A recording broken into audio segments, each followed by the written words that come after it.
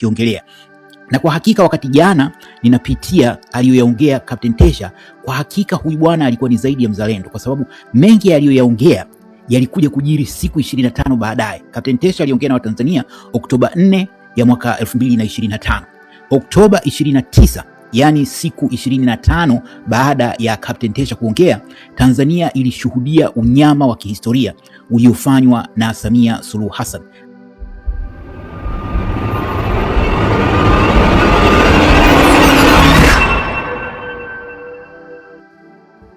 Kuna breaking news hapa ya habari njema kuhusiana na Captain John Tesha. Wengi wenu mtakuwa mnamkumbuka Captain Tesha.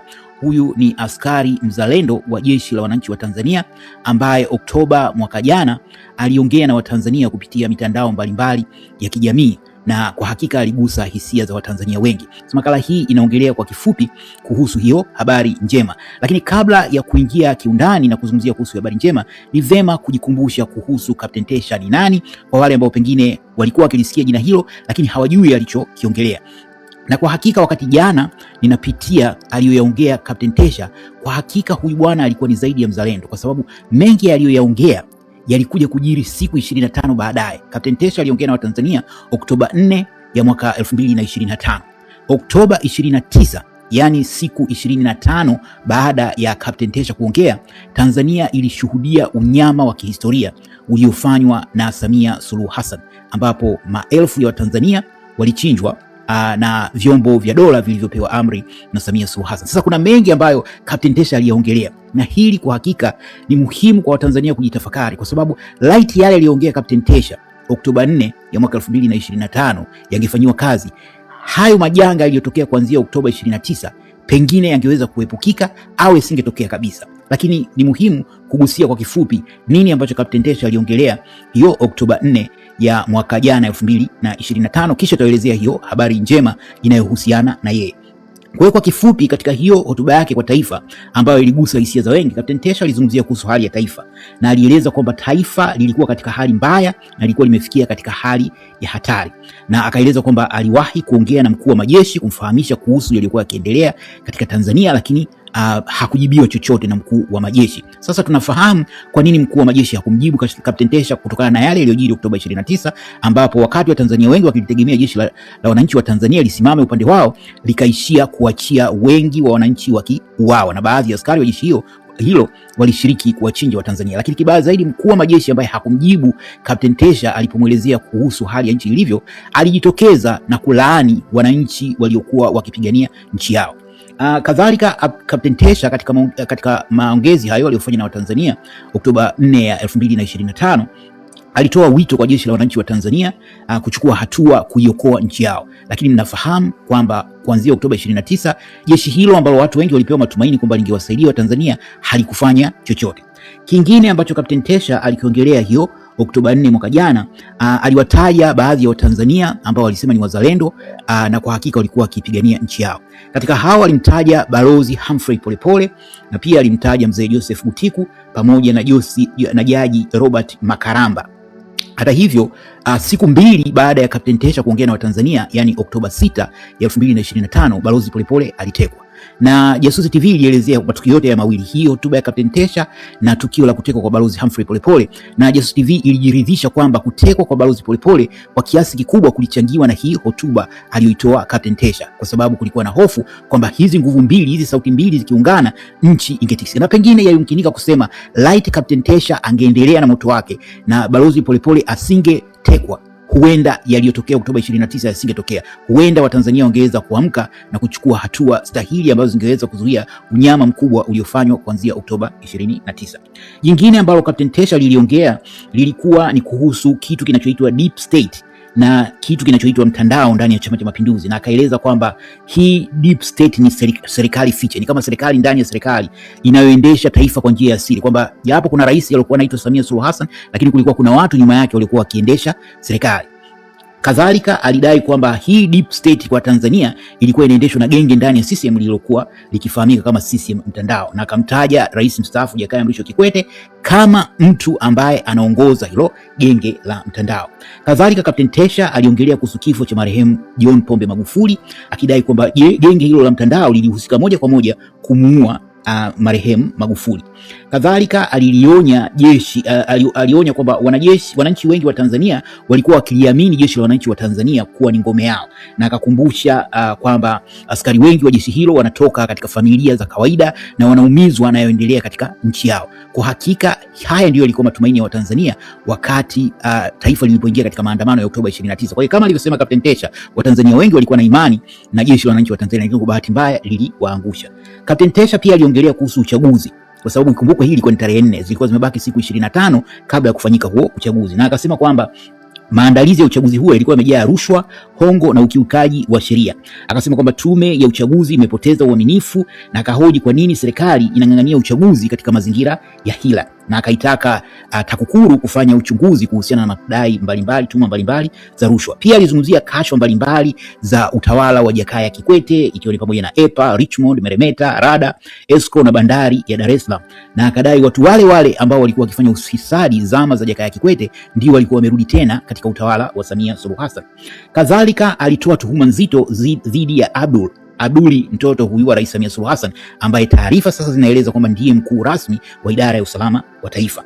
Lakini pia alitoa pia tuhuma dhidi ya Ridhiwani, mtoto wa Kikwete, Jakaya Kikwete, na akadai kwamba hawa wote wawili ni wanufaika wakubwa wa mikataba mbalimbali ya serikali. Vile vile alikumbushia matukio ya mwaka 2025, matukio ya mwaka uchaguzi wa 2015, ambapo anadai kwamba afisa mmoja wa ngazi za juu jeshini alinyweshwa sumu kwa kukataa kukiuka katiba.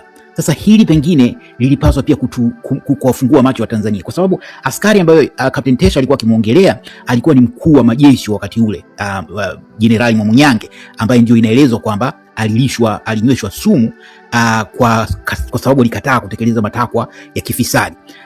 Na hili hatukuweza kulijua kwa sababu hatukuweza kuliangalia kwa mtazamo mkubwa, kumbe hasa ndicho kilichotokea Oktoba 29, kwa sababu kwa mujibu wa taarifa inadaiwa kuwa maamuzi haya yaliyofanywa na huyo Jenerali Mkunda, mkuu wa majeshi wa sasa, kwa kiasi kikubwa ilitokana na mashinikizo na vitisho alivyokuwa akipewa na hao kina Abduli pamoja na Samia na watu wengine. Vile vile wito wa mwisho ambao ulitolewa na Captain Tesha ilikuwa ni kwamba alilitaka jeshi la wananchi lisimame upande wa wananchi, uchaguzi usifanyike mpaka haki itakapopatikana, na akasema kwamba alikuwa tayari kubeba gharama ya kusema huo ukweli aliousema. Kwa kifupi, haya ndiyo yaliongewa na Captain John Tesha Oktoba 4 mwaka 2025. Na baada ya kutoa hotuba hiyo, Captain Tesha alipotea. Bahati mbaya, siku mbili baada ya hotuba yake, kama nilivyosema, Balozi Polepole alitekwa Oktoba 6 ya 2025, tukio ambalo Jasusi TV lilihusisha na hii hotuba ya Captain Tesha. Sasa kuna habari njema zimepatikana.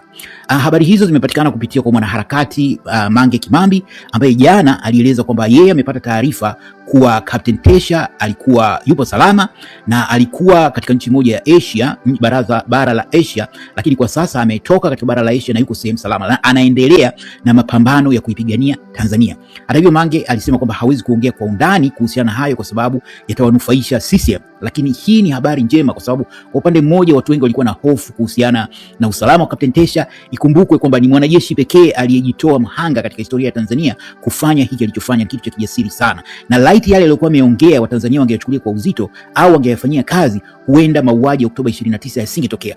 Kwa bahati mbaya, sio yeye tu, hata yale ambayo Balozi Humphrey Polepole, kwa sababu kabla ya kukumbwa na janga la kutekwa Oktoba 6, 2025, Balozi Polepole alikuwa akiongea na Watanzania kwa takriban siku 90, takriban miezi mitatu, akiwaeleza mambo mazito kuhusu nchi yao, akiwaeleza hatari ya uchaguzi kufanyika katika mazingira yaliyokuwepo na nini Samia angekuja kufanya huko mbele. Kimsingi Captain Tesha na Balozi Polepole walikuwa wakiwaonya Watanzania kwamba huko mbele kuna hatari kubwa, lakini kwa bahati mbaya Watanzania walichukulia hizi kama porojo na hakuna hatua yoyote iliyochukuliwa na wao. Kwa kiasi kikubwa yumkinika kusema kwamba Watanzania waliwaangusha Balozi Humphrey Polepole pamoja na Captain Tesha. Kwa hiyo habari njema ni kwamba kama kwa mujibu wa maelezo yaliyotolewa na Mange Kimambi kwamba Captain Tesha yupo hai na anaendelea na harakati, na kwamba kwa mujibu wa maelezo ya Mange kwamba kuna wanajeshi kadhaa ambao pia wametoka katika jeshi la wananchi wa Tanzania na wako wanaipigania nchi yao kama ambavyo Captain Tesha aliwahamasisha askari wenzie kufanya hivyo. Kwa nini habari hii ni njema? Habari hii ni njema kwa sababu kwa sasa kuna mazingira ya aina mbili na yote yanasikitisha. Kwa upande mmoja kuna Watanzania ambao ni wahanga wa yaliyojiri Oktoba 29. Kwa bahati mbaya idadi kubwa ya Watanzania ni kama wamekubali kwamba kilichotokea Oktoba 29 kilikuwa ni stahili yao. Juzi huko Mwanza kulikuwa na tamasha limefanywa na msanii mmoja wa Bongo Flava. watu kadhaa wamejazana katika ule ukumbi, wamesahau rai ilikuwa ikitolewa kwamba muwasusie, kwa sababu hawa wasanii ni sehemu ya haya, hawa ndio waliwezesha hayo yaliyotokea Oktoba 29. Kwa hilo moja, lakini sambamba na hilo kuna jitihada kubwa inayofanywa na serikali ya Samia pamoja na CCM kunormalize kwamba kilichotokea kimetokea, yamepita. Lugha unayoongea mnasikia. Nchimbi juzi, makamu wa rais Nchimbi anasema tusiongelee kuhusu hayo mauaji yaliyotokea Oktoba 29, tunatonesha vidonda na vitu kama hivyo. Na Samia mwenyewe Samia Suluhu amekuwa akiongea hadharani kwamba lugha ambazo kwa hakika si nzuri, sio za kupenda. Kwa hiyo kwa upande wao wanafanya kile linalowezekana maisha yaonekane kama ni ya kawaida, hakuna kilichotokea. Hao watu zaidi ya 10,000 waliouawa ni kama tukio tu kama matukio mengine, kwa hiyo yasahaulika maisha ndio. Lakini upande wa pili ni Watanzania wenyewe, kwamba kwa hakika imefika mahala kulifanyika jitihada za maandamano ya Disemba 9, 2025, ikafanyika tena jitihada ya maandamano mengine Disemba 25, 2025, na jaribio jingine la maandamano lilifanyika Januari mosi ya mwaka 2026. Kwa bahati mbaya majaribio yote matatu hayakuwa na mafanikio.